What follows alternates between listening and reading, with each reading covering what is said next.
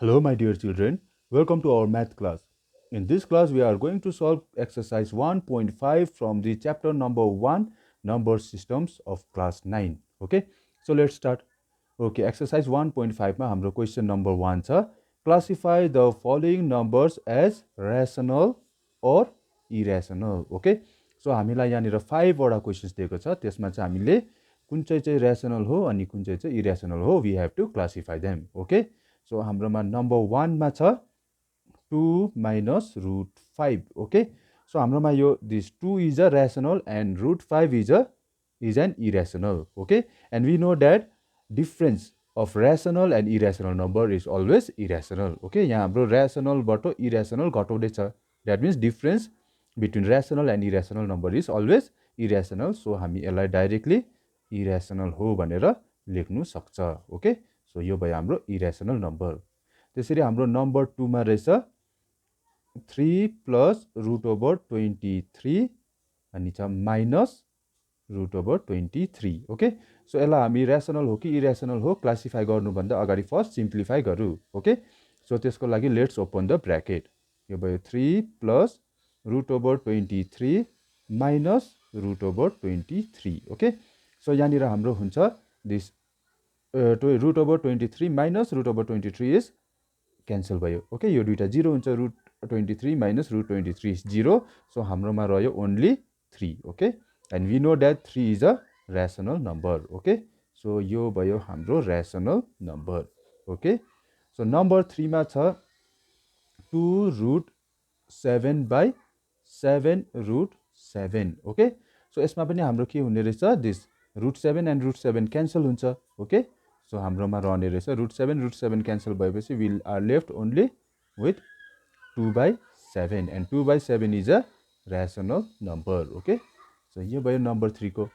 And number 4 मा छ हाम्रो 1 by root 2. Okay, here 1 is rational and root 2 is irrational. Okay, अनि rational number divided by irrational हुन्छ हाम्रो irrational. Okay, यो दुईटालाई हामी डिवाइड गर्न सक्दैन and as a whole this number is considered as irrational number. Okay, अनि number 5 मा रहेछ 2 pi. Okay, and 2 is a rational number and we know that pi is an irrational number. Okay, and rational multiply to irrational, that means product of rational and irrational number is always irrational. Okay, so that means this 2 pi is also an irrational number. Okay, so यसरी भयो question number 1 of exercise 1.5.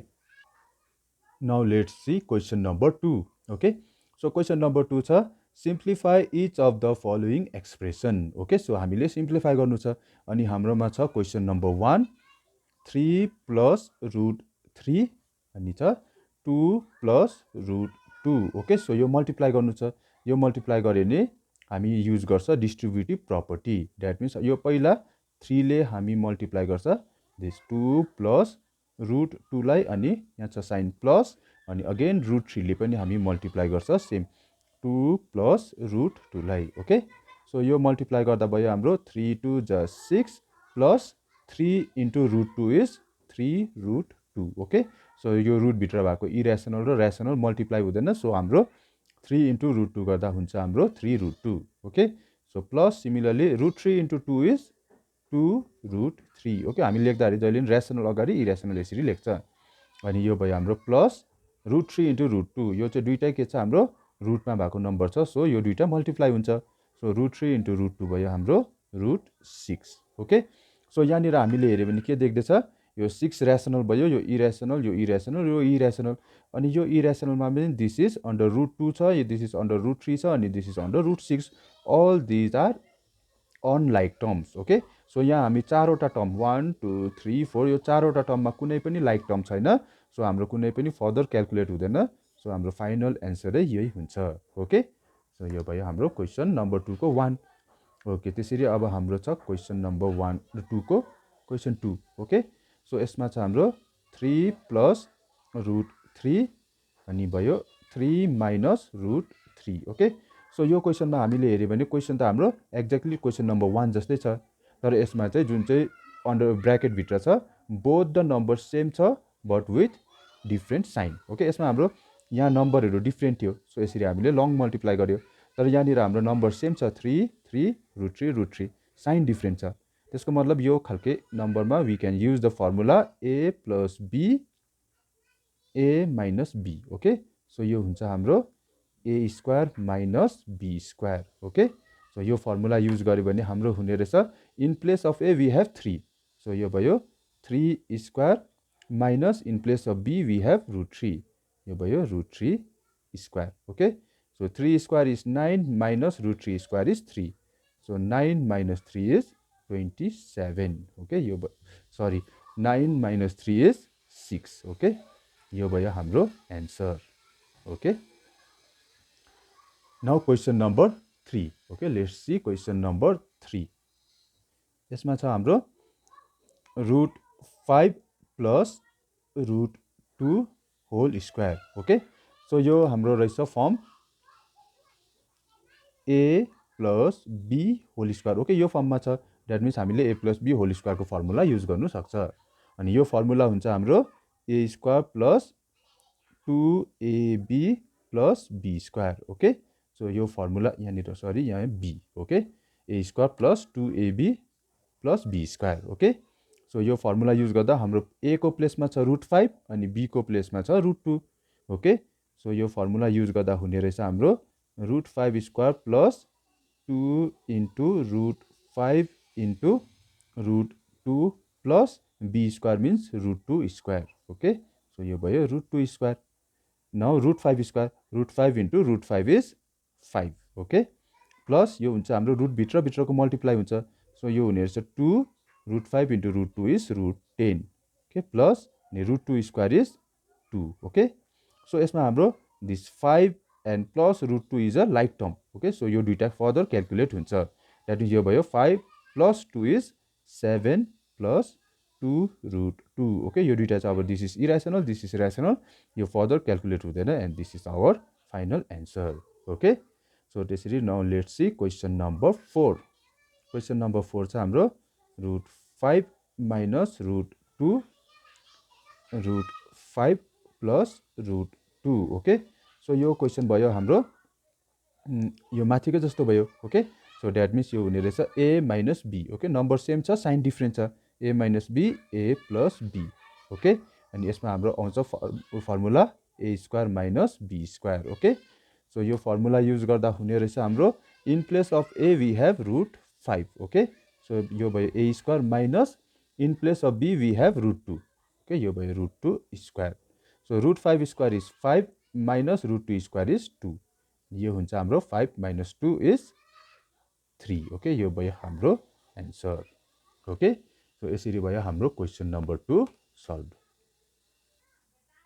Now let's see question number 5 okay question number 5 मा छ हाम्रो rationalize the denominators of the following okay so यहाँनिर मैले लिए question number 1 यसमा छ हाम्रो 1/√7 अनि हाम्रो रहेछ question number 2 okay question number 2 मैले यहाँ लेखेँ क्वेसन नम्बर 2 मा छ हाम्रो 1/√7 माइनस √6 ओके यहाँ दुईटा क्वेसन भयो ओके हामी दुईवटा क्वेसनमा हेऱ्यो भने न्युमरेटर हाम्रो दुईटै केसमा रेसनल नम्बर छ अनि डिनोमिनेटर चाहिँ यहाँ √7 अनि यहाँ छ √7 माइनस √6 बोथ द क्वेसनमा डिनोमिनेटर हाम्रो के रहेछ इरेसनल छ अनि हाम्रो क्वेसन हो rationalize the denominator that means जुन चाहिँ हाम्रो इरेसनल नम्बर छ डिनोमिनेटरमा that we have to make it rational okay so यसको लागि हाम्रो प्रोसेस के छ भन्दाखेरि जुन चाहिँ हाम्रो डिनोमिनेटर छ that is √7 we have to multiply both numerator and denominator by √7 okay यहाँ डिनोमिनेटरमा जे छ त्यही नम्बरले हामीले मल्टिप्लाई गर्नुपर्छ बोथ न्युमरेटर एन्ड डिनोमिनेटरलाई ओके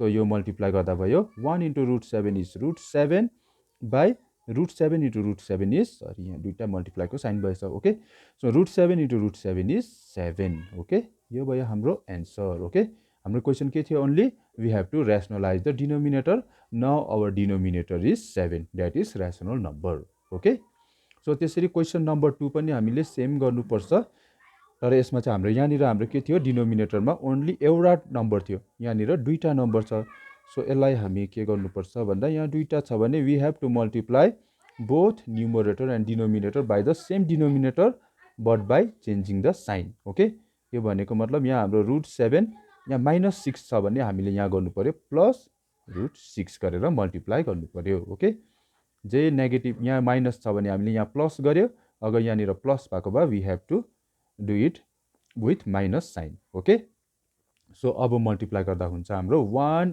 इन्टु यो त भयो √7 + √6 अनि डिनोमिनेटर चाहिँ हाम्रो यसरी मल्टिप्लाई गर्दा चाहिँ जहिले पनि यो फर्ममा आउँछ जस्तै यो भयो हामीले a - b अनि यसलाई लिनु सक्छ हाम्रो a + b ओके किनभने सेम छ √7 - √6 √7 + √6 that is a - b a + b अनि यसलाई हामीले युज गर्छ a² - b² formula okay so रेसनलाइजिङ र डिनोमिनेटर गर्दाखेरि हाम्रो डिनोमिनेटरमा दुईवटा टर्म्स छ द्याट मिन्स दुईवटा नम्बर छ भने अलवेज हामीले यसलाई अपोजिट साइन गरेर मल्टिप्लाई गर्छ अनि हाम्रो अलवेज डिनोमिनेटर चाहिँ a - b a + b form that is a² - b² formula use गर्ने फर्ममा हुन्छ ओके सो यो केसमा भयो हाम्रो √7² - √6² ओके सो यो गर्दा 1 into any number is same number okay यो त यही भइहाल्यो √7 + √6 अनि यहाँ हुन्छ √7² इज 7 माइनस √6² इज 6 अनि यसलाई फर्दर सिम्प्लिफाई गर्दा यो भयो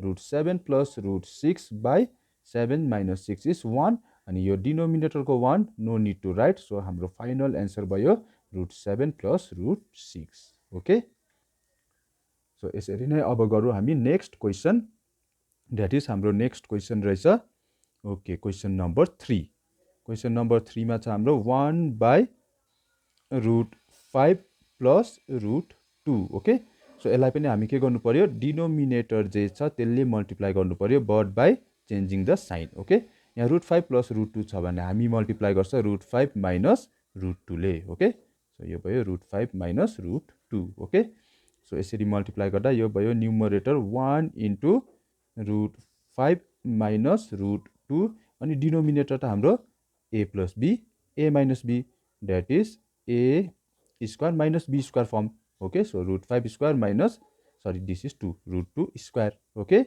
so 1 into √5 is √5 and 1 into √2 is √2 so 1 ले मल्टिप्लाई गर्दा त हाम्रो यो आउँछ सेम नम्बर सो यो भयो हाम्रो √5 - √2 √5² is 5 minus √2² is 2 अनि हाम्रो फाइनली हुने रहेछ यो भयो √5 - √2 5 - 2 is 3 okay so now further calculation हुँदैन this is our final answer okay okay त्यसरी नै let's do question number 4 okay question number 4 छ हाम्रो 1/√7 minus √2 sorry √2 हैन 2 मात्रै छ okay so यसलाई पनि हामी सेम गर्नुपर्छ multiply by √7 yo sign change गरेर यो माइनस चाहिँ हामी गर्छ +2 ले ओके सो यो भयो √7 + 2 ओके सो यो हुन्छ 1 इन्टु √7 + 2 बाई यो त हाम्रो a - b a + b that is √7² - 2² so यो गर्दा हुने रहेछ 1 इन्टु एनी नम्बर सेम भइहाल्छ यो त हामी सेम लेख्दा भयो मुनिको √7² is 7 minus √2² is 4 okay so यो भएछ हाम्रो √7 + 2 by 7 - 4 is 3 this is our final answer okay so in this class we have solved exercise 1.5 of chapter number systems of class 9 okay so only here are few questions for your practice okay simplify the following expression this is question number 1 and question number 2 rationalize the denominator okay this is your practice question okay so keep practicing and thank you very much